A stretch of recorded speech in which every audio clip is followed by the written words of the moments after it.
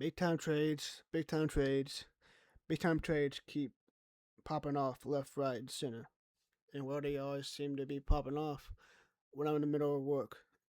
So I apologize for another couple hour late recording of this next trade I'm about to talk about. But a couple hours ago, the Toronto Raptors and Los Angeles Clippers agreed to a trade, sending uh, Kawhi Leonard back to Toronto in exchange for Brandon Ingram, Grady Dick, two future first round picks, then go on 2027 and 2029, and a 2030 pick swap. And I believe,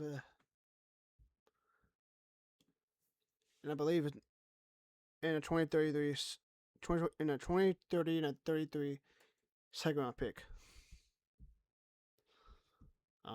This trade has been reported on and in the works starting way back on Thursday of last week.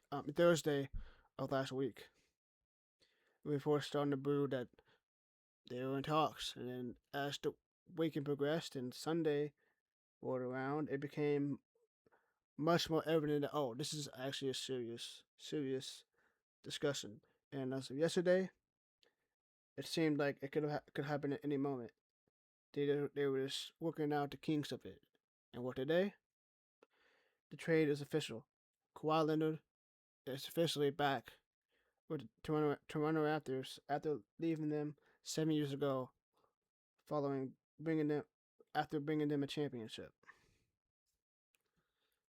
Well, this is a trade that obviously impacts both teams, but in different ways and different reasons behind these moves.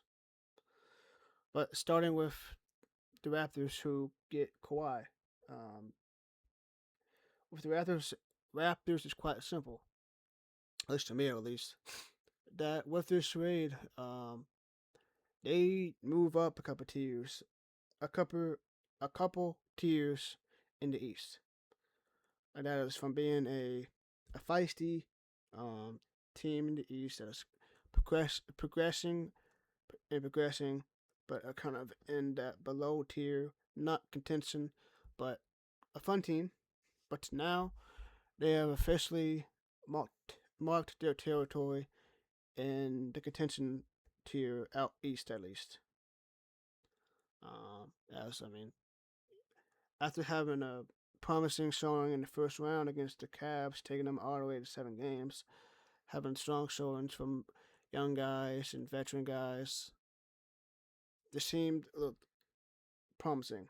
Now you get Kawhi, who will bring that presence offensively that will that they could miss at times throughout the season. He will, cover up a lot of holes that they were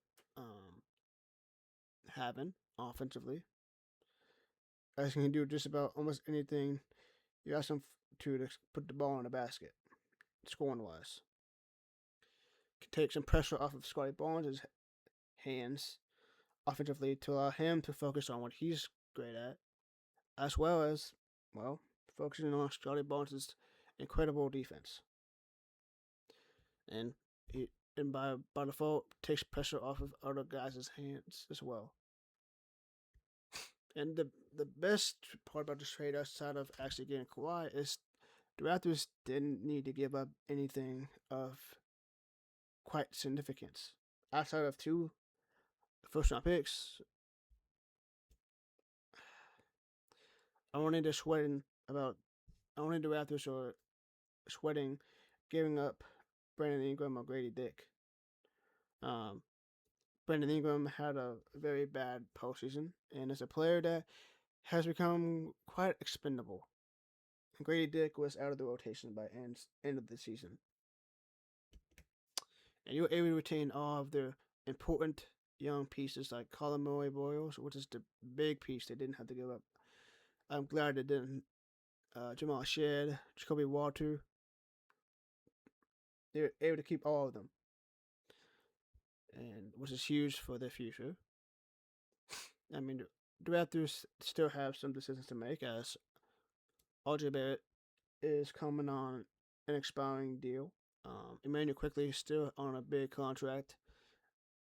It's a little bit too much for his liking, but these are guys that will still contribute well, well on this team next season. And the major move for the Raptors has been completed. They acquire Kawhi Leonard after 7 years. Now, moving on to the Clippers. Uh,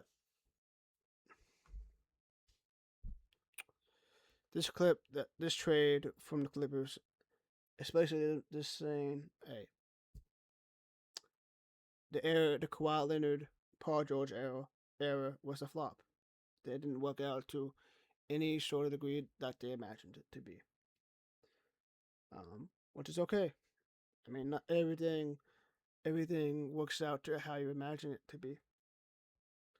But all you can do is respect the fact that they tried, and they were smart. This trade by them was more of like a smart strategic move because Kawhi himself was entering a expiring contract year, and it was clear if it, if Kawhi um, wasn't 100% coming back next season after next season, it would be smart for the Clippers to just get something in return from the out of him. Well, in return from him, they get two first round picks, which is huge.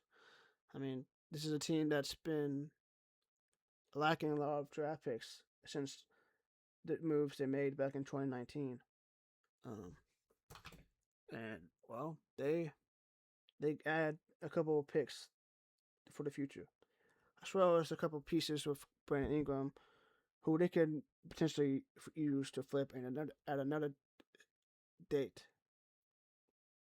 Um, but with this current roster that they have now, I mean, this team is not a playoff team. Keep it short and sweet. This team is not a playoff team, but it's gonna be a fun, interesting ragtag group of people. Like Darius Garland, Keaton Wagler, Brandon Ingram, Bennett Mathurin, and a bunch of younger guys that haven't proven themselves yet. To me, this roster, this roster reminds me a lot of that 2018 Clippers team with a rookie SGA, Patrick Beverly, Lou Will, Montrezl Harrell, Danilo Gallinari, to name a few. Why that team made the playoffs, with how the West is this year, I doubt. I would be very surprised if this team can make it out of the West into the playoffs. I mean, but I mean, with this how the Clippers have been ran under uh, Bomber, their owner, they're not going anywhere. They're not gonna just. They're not gonna go quiet. They might. They might make some moves in free agency this year and see what they can get out of this team next season. But I would expect next offseason for them to get back in the wagon of trying to be competitive again. Use BI or whoever they can and get something in return. Get some piece to get them back into conversation a little bit. So for the Clippers, wow, they lose on the biggest piece here.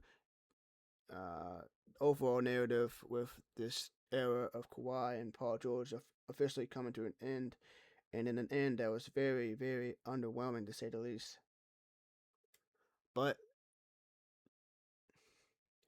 things don't always work out. Don't Errors sometimes don't go to plan, and it didn't for the Clippers. And with this trade, they they raise their hands, they raise the white flag, and they say, "Hey, it's over.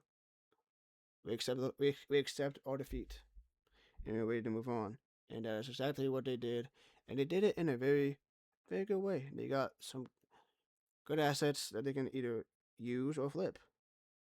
In terms of Brandon Ingram, in the draft capital that they acquired. They can either draft with those picks or they can flip those picks for some something down the line. Let me think. Well, yeah. So the Raptors get some. Oh, and the last thing with the Raptors, I mean, I didn't touch on this, so I mean, the biggest factor with them is, of course, Kawhi Leonard's age and injury history.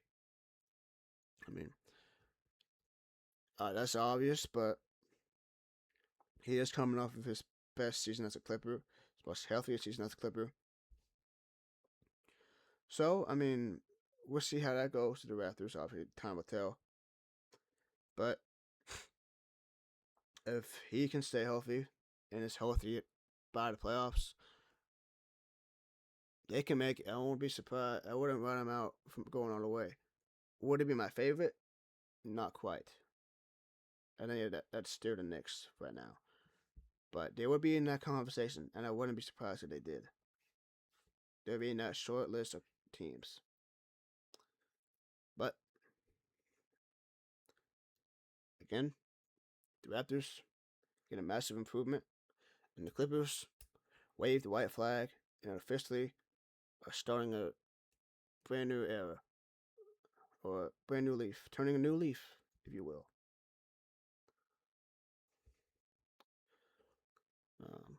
Yeah, this has been my reaction and analysis of the Kawhi Leonard trade, of him going back to the Toronto Raptors. For tuning in to another production of the 16th Man Show. I should have a lot more content down the line throughout this off season and into next season. Much moves to be made. Much more moves to be made. And it's to continue to find my consistency. I hope you liked this video. Don't forget to like, comment, subscribe, and stay tuned for more videos to be made by me. And I'm Nate Hayes, and I'm signing out. Peace out.